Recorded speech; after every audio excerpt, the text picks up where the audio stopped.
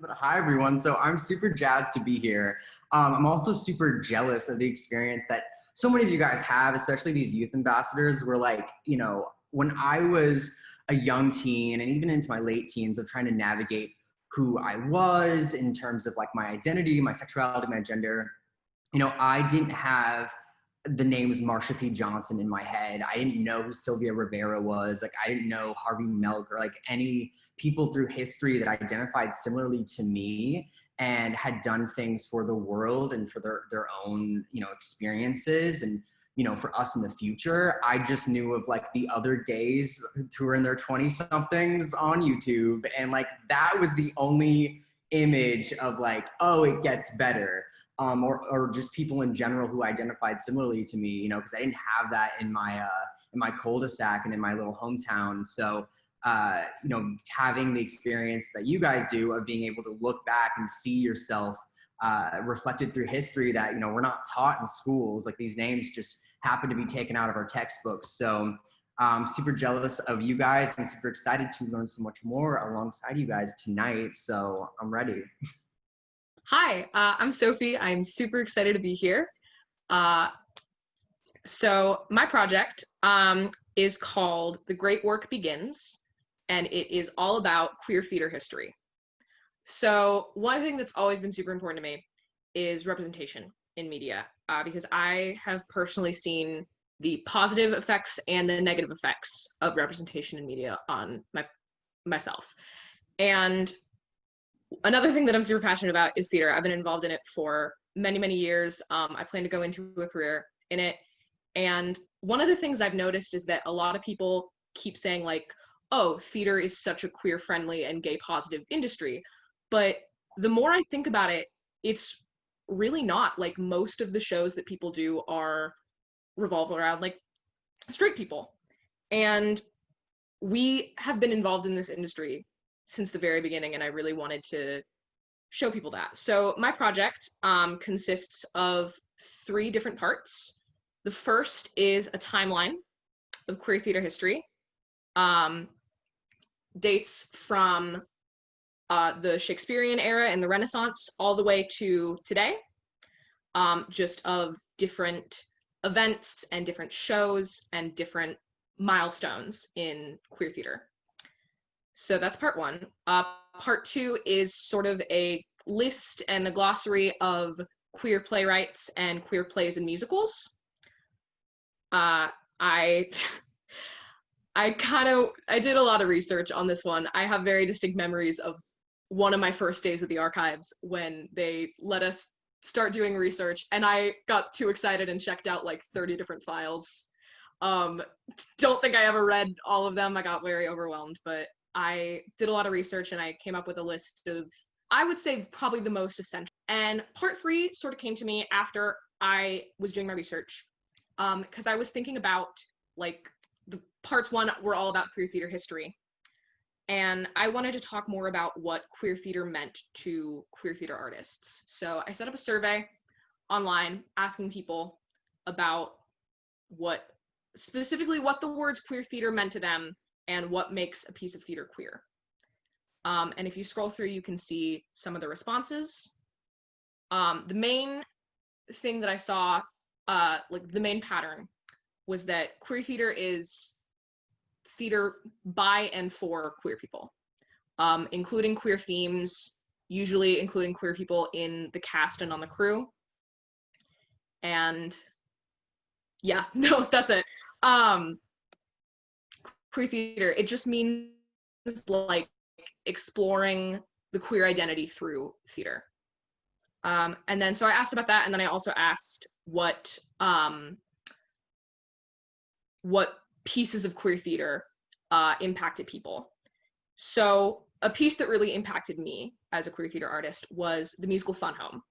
I saw it on Broadway when I was 14, and there's a song in Fun Home called Ring of Keys that's about a young girl who, she doesn't know it yet, but she's a lesbian, and she sees a butch lesbian in a diner for the first time, and she feels such a connection with her. And me, age 14, kind of knowing I was queer but not really wanting to get too into it, it just like hit me in such a personal way, and it came to me when I needed it the most, and it said, you are seen and you are valid, and this is a part of your identity that you shouldn't question, and everything's going to be okay.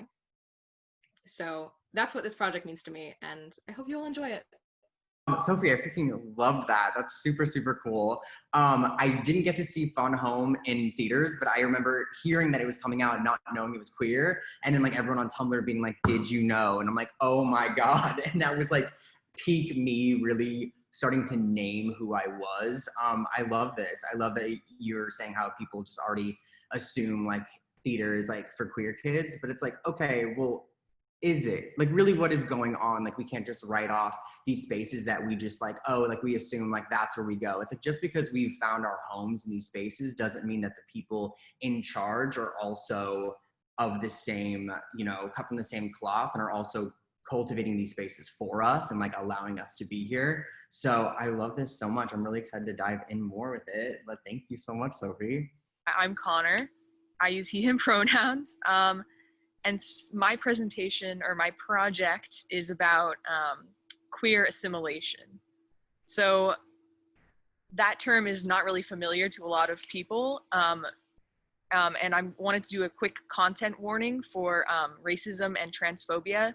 These are, you know, topics that I think we really have to tackle head on, but I know that can be difficult for some people. So take care of yourself first. If you need to mute or whatever, do what you need to do.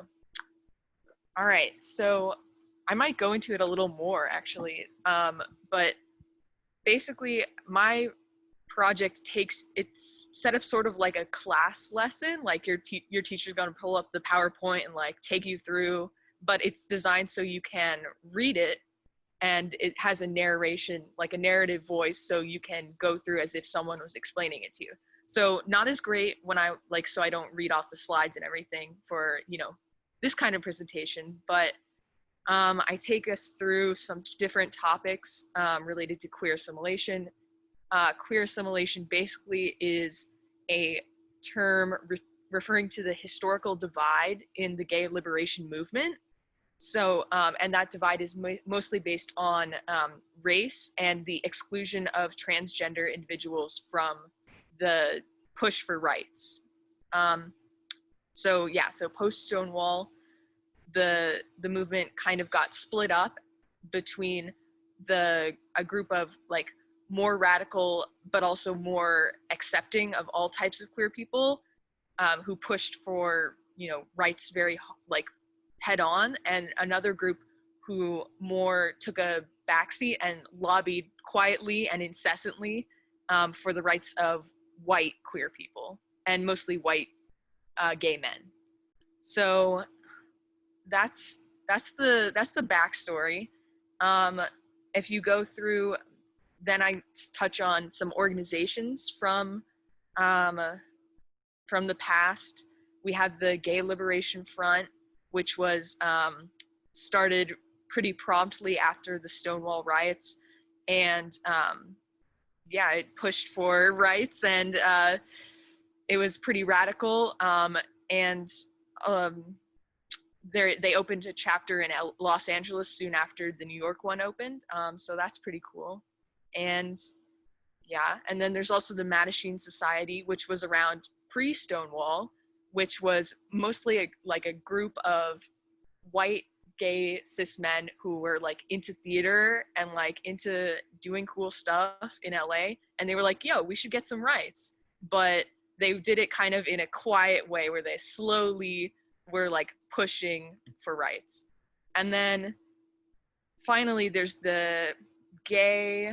I could just call them GA, but it's the Gay Activist Alliance, and they have we have a lot of their founding documents, and they were pushing mostly for homosexual liberation and kind of erased any Black, brown, you know, trans experiences from their movement, which is problematic, and because all of the legal progress that they made excluded a huge amount of people who really needed protection the most.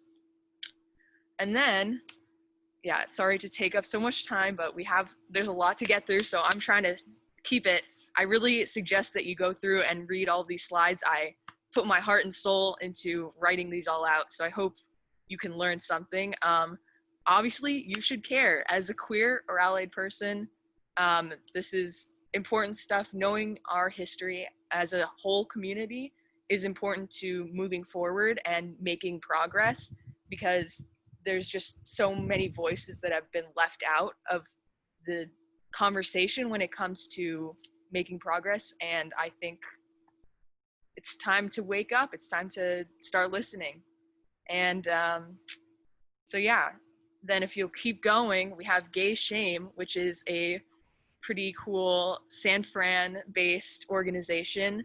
They have a great quote in there somewhere. I think I included it, but yes, they're focused on working collectively outside boring and deceptive nonprofit models to fight white supremacy, capitalism, ableism, cops, settler colonialism, and all forms of domination. They also push for an extravaganza of like protesting and direct action, which I think is pretty bomb. And yeah, and they have some good posters that really illustrate the points that they try to bring across. And I really admire their work because they keep the, you know, the kind of more radical, like focused on bringing rights work alive and keep the fight for LGBTQ rights happening. Let's keep going. This is just where, you know, we recognize that racism and transphobia haven't ended. You know, there's still an issue between the mainstream culture of, you know, the white, gay, cis men and, you know, what an actual queer experience might look like for a lot of different people. And that there's a diversity in our community that we can't push to the side and ignore. Yeah, let's keep going. Guess what? Right as I was doing my project, I was like, oh my gosh, the city is having a protest. What's going on? Let's include it. Let's think about that. Let's reflect.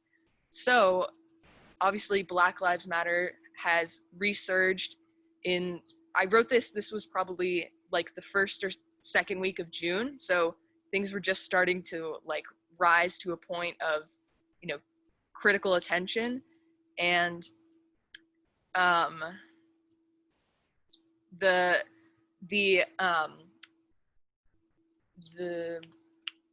Christopher Street West, that's right, that's the name. Christopher Street West is the organization behind LA Pride. And since it was Pride Month, and Pride had originally been canceled, they were like, oh my gosh, like, why don't we just hold a protest? Like, that would be cute. But they didn't ask for permission to use the name Black Lives Matter. They didn't, you know, talk to any Black community leaders. And so it was just kind of a mess. And then to top it all off, the thing that really sparked the controversy was that the organizer of the event at that time contacted the police and the law enforcement in this letter and was like, you know, you guys are our best friends. Like, we're gonna make sure that we have a strong partnership. And that just was not cool. Like, everyone was like, whoa, that's not cool. We're not about that. So in order to for damage control, they were like, oh no, like they realized that they messed up. Bad people were fired, you know. And so what came out of that was that the organization met with Black leaders and, you know, and created the All Black Lives Matter march. And though I don't think that that's a perfect solution, it did show that, you know, you can take real steps to address mistakes when that happens and try to change the narrative of your organization and how you want to present your message to the world. So, all right, and you could show the picture too, which is on the next slide. Pretty cool. Let's keep going. Woo. All right, finally, Miss Major and Sylvia Rivera, two icons, two legends. everyone knows who Sylvia Rivera is. If you don't, that's okay. She's an epic legend. She was a survivor of the Stonewall riots and an activist and a leader. But Miss Major, I think, is someone who is oftentimes erased or fades into the background. We actually learned about her at the archives in the early fall, when they were giving us presentations about history and, you know, learning about incredible Black trans women who have, you know, from history that you never have heard of because they've been, you know, erased. So Miss Major was also a survivor of the Stonewall riots, and she has gone on to do lots of activism. She's still alive, she's still kicking, and I really, when I hear her speak, a lot of her points really resonate with me, and I wanted to definitely include her, since she talked about, for this video here that's included actually covers the reaction to having cops inside of Pride and marching with people during Pride, and this was for Pride 50, so that would be 2019. And so there was a big controversy, and like looking back at, this was like a reflection on the history of Pride and kind of what it's turned into, and that she felt like this was no longer a true representation of the spirit of Pride and what it was meant to be about. All right. And then we have some action items down at the bottom, because I was thinking, you know, this is great that I can help you guys learn about all of this stuff, all of this history, but what can you do with it now that you know? And so my personal advice, obviously there's lots more out there, and I encourage you to listen to local leaders and all of that. But my advice would be to read lots of books, listen to people wherever you can, donate, volunteer. Especially if you have an LGBT organization in your area, I super encourage you to get involved however you can. And also to celebrate differently. This is something that is like very easy to do. Obviously Pride has become like a big part of, you know, showing up as a queer person, but I encourage you to also have smaller meetings with the queer people in your life to talk about our history and to engage with what still feels wrong to you and what change still needs to be made. So yeah, I think that's everything. Connor, that was iconic. I feel like I learned so much in such a short amount of time. First of all, if I ever make a band, Gay Shame, that is definitely going to be like the band name. I love what you said in the beginning about trans people being erased through history, because that's something that's, you know, obviously so prevalent still today. I know from my own trans experience, it's like, you know, when I'm dating a girl, people are like, so that's not straight. But then when I'm dating a guy, they're like, but that's not gay. And it's like, okay, well, what would you like from me? Like, where would you like to put me in this rainbow then? Like, what can I do better? I also love how you kept it current with the LA Pride scandal, all the drama with that, you know, and you made a really good points with, you know, we can talk about queer history all day, but it's not doing anything if we're not learning from it, if we're not implementing, you know, and changing our behaviors for the future, and how much work still needs to be done for our Black and Brown and Indigenous, you know, siblings out there within the LGBTQIA community. So I think you did an amazing job, and you really taught us all a lot. So thank you so much for all of your effort within this. Thank you so much, Connor. Thank you. So for my project during my time in the Youth Ambassadors program, I decided to create a zine inspired by just the zine culture that has persisted and still exists in queer culture. Even when I went up to San Francisco to start my freshman year at college, I went to the SF Zine Fest, and that was just like pretty much almost every single table was a queer person. So it's just such an integral part of queer culture. And so for this project, I was inspired by the creativity and craftiness of queer people throughout history, um, employed in their effort. So this creativity and craftiness that's employed in their efforts to gain community, express themselves, and fight for their rights. Zines have always been a method of expression for underdog type groups, such as the beatniks of the 50s and 60s and LGBTQ plus people. I chose this medium to showcase various forms of queer art. So you can just like go through and like, yeah, the first thing is like my title page, which is just like a little collage. Then that first image is there is this book that I got from my friend called Lesbianism Made Easy, and it's really comedic, but it's also really old, which is really exciting because it's like queer people have always had a sense of humor, and it's just really great. And I took the cover from the book because they're not out, so they let me keep the cover of the book so they can still kind of keep it under wraps. And so I just kind of cut out the bits of the cover and put it on. And you can go to the next. So then this and the next slide are, it's a script submitted by a really close friend that's actually a closer friend of my sister's, but she's a lesbian who's also in the disability community, and she just did this script for us just about like, oh my God, am I a lesbian, kind of thing. You can continue.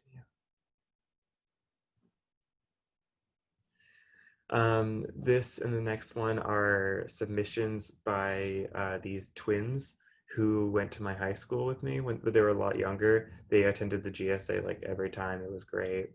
And yeah, one of them, it's like they're twins and they're both queer. And one of them's, I think, pansexual. The other one's just gay. And one of them's more fluid. They were really inspiring to me because they were able to just exist like as like these people who are very alike, but also just very special and unique. So yeah, I chose this medium to showcase the various forms of queer art and literature from people in my home city of Santa Clarita, which is notoriously conservative and Republican. Looking back, I'm just as proud of it then as I was now. It was a really great showcase of expression and a really fun project to work on. And doing this project introduced me to a lot of new queer people. You can scroll. This was like, this was by my friend, my longtime friend Max, who so they did like this, like it's supposed to be like a tattoo flash sheet of just like little things, and then they also wrote a poem that was about kind of like their first queer relationship and how it was like really unhealthy because a lot of times queer people can really fall into unhealthy relationships and stick with them because, and I know I had this experience of like not feeling like anyone else is going to accept you. You can keep scrolling. I don't remember what else was added. These are just some like collages with images that I've taken and also stuff that I got from magazines. I put like, this was like a poem. This was a song that my friend wrote. And then I have like, there was a story, or I guess this is like kind of like a poem that I wrote about dysphoria mostly. What I really, that was kind of like my final, that was my final personal piece. That was something I wrote about me and my partner at the time. And then I also had pictures accompanied with a poem pictures that I took in a poem that I wrote. And these are queer people. This is my friend Max. They are non-binary and queer. Summer is bisexual. Conrad's gay. And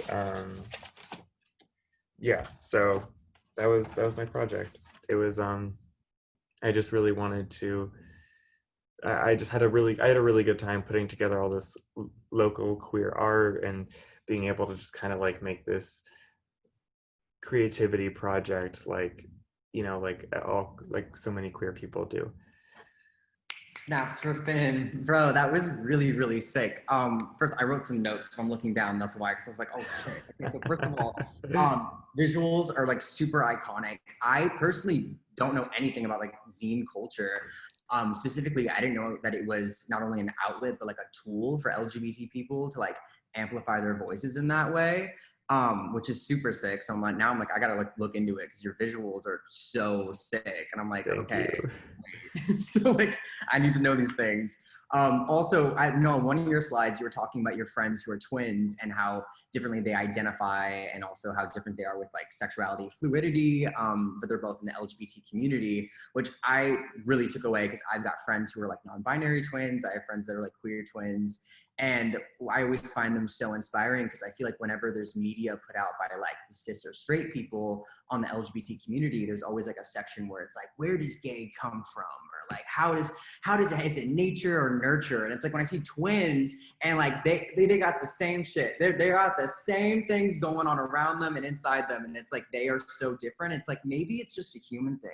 Maybe everyone's just doing what they want to do. Maybe everyone's just themselves. Maybe that's okay. And we don't have to like dive in and like figure out why can't we just be? So that was a huge reminder for me in watching your project, and I freaking love it. So I'm definitely going to dive in more after this entire shebang happens. So thank you so much. No problem.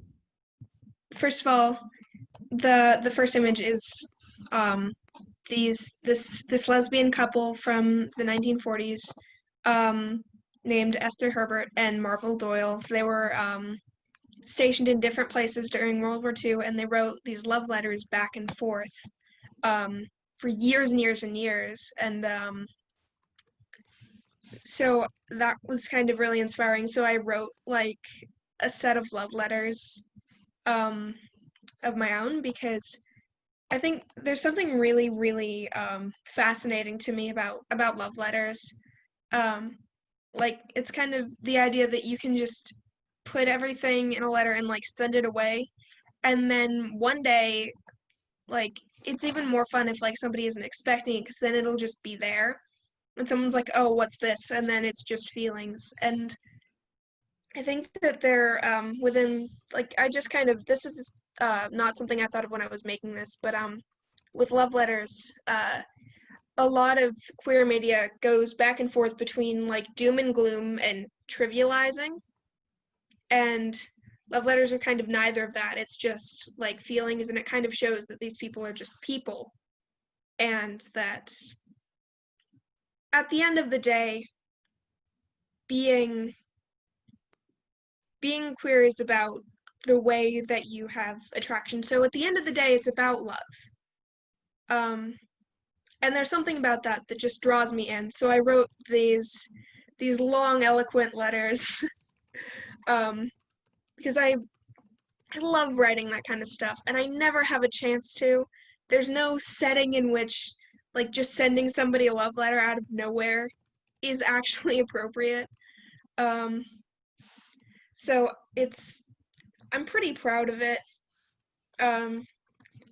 Like, you can see, it comes as no surprise to you that I'm writing this under the midnight stars, but I hope you don't worry too much after my health. Were at a reasonable hour, there would be others around, and I would have neither time nor peace. Waiting to write is hell on earth, knowing just how much I have to say, but the world is incredibly full of people. Like, when do you get a chance to say that? And there's this one is, like, there's drama in it, because when I was reading the letters, the real ones, they're like dishing. There's drama, like their personal lives. So I made up some vague drama, and like, this is really just me like putting out how much I wish that like love letters were still a norm. Like, that would be so nice. And it's kind of just showing that people are people, and that it's important to note that there's lives and thoughts and feelings. And I'm pretty proud of this last bit. In the real world, though, what is there to say except that one day we'll have something close to perfection? We can talk somewhere just for you and I, where we can talk as much as we like. It would have a balcony, of course, so we could sit in the sunlight and the moonlight as much as we want. We better have some place like this someday, believe you me.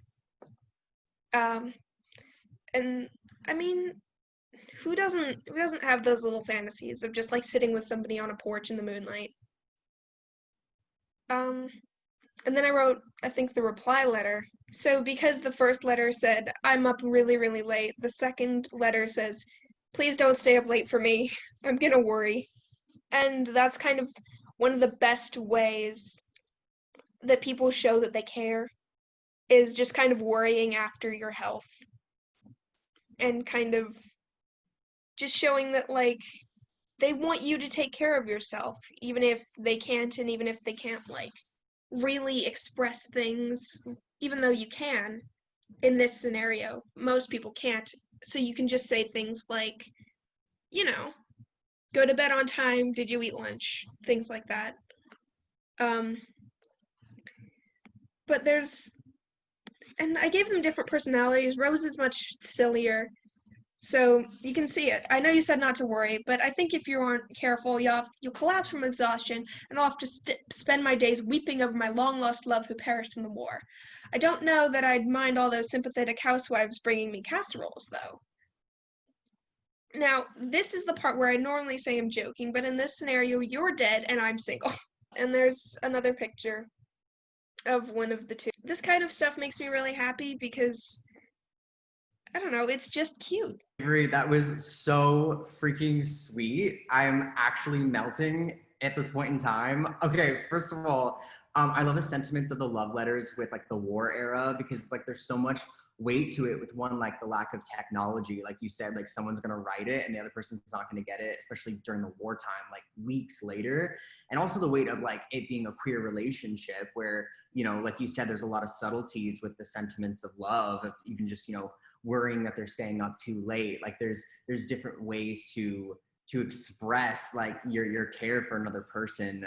I love how you kept saying, you know, at the end of the day, it's just feelings, it's just emotion, like it's just love. And, you know, we hear like love is love, like so often that I feel like we kind of, you know, get numb to it, kind of like, you know, it gets better. Like these are things that we hear so often. We don't really take it to heart, but it's like, yeah, love is love. Love is love. These are just people that love another person. And the fact that, you know, through history, these people have had, you know, it combated with so much hate and anger against them, they just love. I really think you showed that beautifully. And I wrote down something that you said, and you're like, you know, in terms of love letters, you said nobody's allowed to express this, but everyone gets it. And that's so true. It's like most people, like, you know, haven't written a love letter, but it's like you fully relate. Even if you don't have someone specifically to relate it to, we all understand love. So I absolutely loved this take on it. And I thought you did a really great job. So thank you so much, Avery. We have one more project to share from one of our youth ambassadors, Stephanie Tayo. So this next project is from Stephanie, who could not make it today, as she is now a part of a nursing program and is an essential worker, keeping our communities safe at this really critical time. Stephanie's project, however, is a newsletter entitled Phase Me. The newsletter is a collection of experiences, stories, and news-related events consisting of LGBTQ+ topics. In Stephanie's words, these stories are those that are undermined and pushed aside by large media corporations as unimportant or non-relatable because they refuse to recognize their LGBTQ+ audience and validate their experiences. The newsletter was inspired by the first issue of The Advocate magazine, which started in 1967 and is the largest LGBTQ magazine that's still in existence. Highlighting international LGBTQ issues in her newsletter, Stephanie says, "The goal of this piece is a small step to a more inclusive and open world. We are a community, no matter the distance between us. We need to look further than our own backyards and help any person feel safe and supported in a place they feel they can't." Thank you, Stephanie, and thank you for submitting your project.